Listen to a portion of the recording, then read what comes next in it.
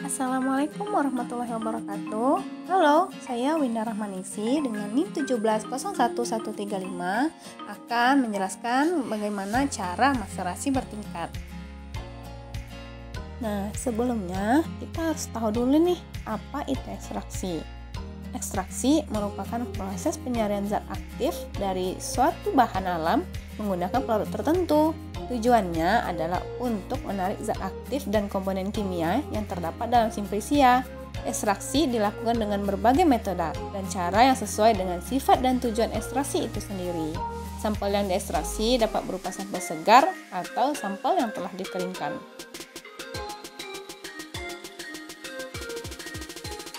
Kita masuk macam-macam ekstraksi berdasarkan suhu.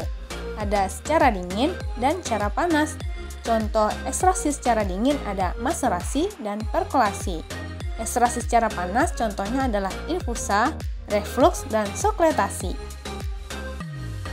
Apa itu maserasi?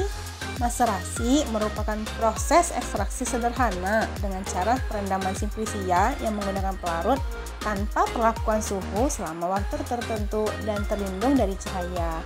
Nah, cara ini sering digunakan karena memiliki beberapa kelebihan walaupun juga memiliki beberapa kekurangan. Beberapa kelebihan dari metode maserasi ini adalah tidak menggunakan suhu tinggi sehingga senyawa yang mudah rusak akan tetap terjaga dengan baik. Yang kedua, sampel dapat diekstraksi dalam jumlah yang banyak karena wadah dapat dimodifikasi sesuai dengan jumlah sampel. Dan yang ketiga, tidak menggunakan peralatan khusus sejauh tidak bereaksi dengan pelarut yang digunakan. Apa saja kelemahan dari metode maserasi ini? Yang pertama, perendaman dilakukan secara berulang sehingga membutuhkan pelarut yang banyak. Kedua, waktu yang diperlukan untuk ekstraksi relatif lebih lama. Kemudian, senyawa tidak dapat terekstrak dengan sempurna jika waktu yang digunakan tidak maksimum. Bagaimana pemilihan metode maserasi ini dan apa prinsipnya? Pemilihan metode maserasi didasarkan pada sifat polaritas dari senyawa yang akan disaring.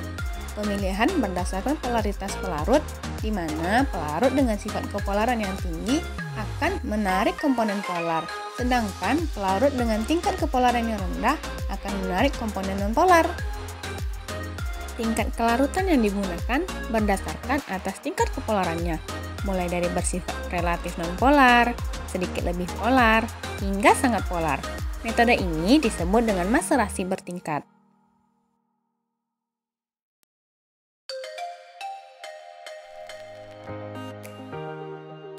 Kelebihan dari metode maserasi bertingkat ini memungkinkan senyawa-senyawa yang ada pada sampel akan tersaring sempurna karena proses penggantian suatu jenis pelarut ke pelarut yang lainnya yang sebelumnya berwarna hingga berubah menjadi bening. Apa saja contoh-contoh pelarut dari nonpolar, semipolar, dan polar? Untuk nonpolar ada N-heksana dan kloroforum.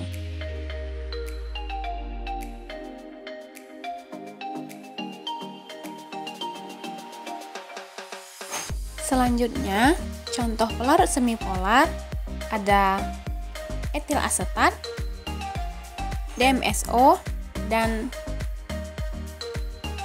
aseton.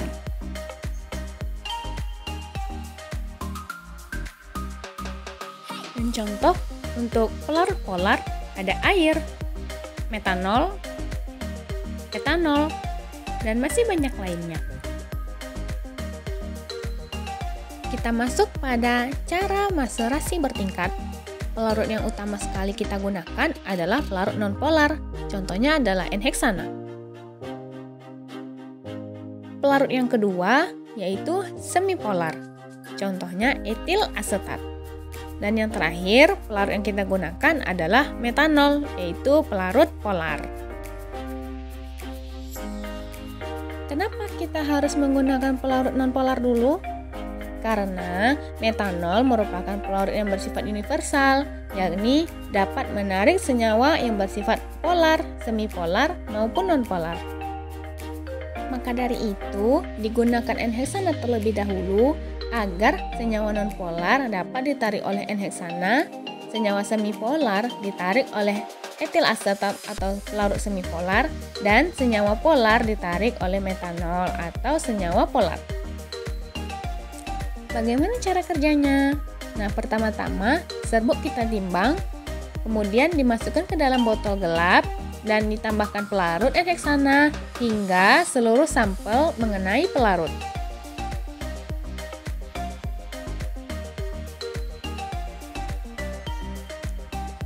Yang keempat, direndam selama minimal 3 hari dengan sesekali diaduk. Nah, tujuan pengadukan ini untuk memperbanyak kontak antara bahan dengan pelarut dan mendapatkan derajat homogenitas yang tinggi. Maserasi tiap pelarut dilakukan sebanyak 3 kali pengulangan. Kemudian, residu dipisahkan dari filtrat dan ampas simplisia dikeringkan dengan oven pada suhu 50 derajat Celcius. Setelah residu kering, dimaserasi kembali selama minimal 3 hari dengan etil asetat sambil sesekali diaduk. Dilakukan sebanyak 3 kali pengulangan juga.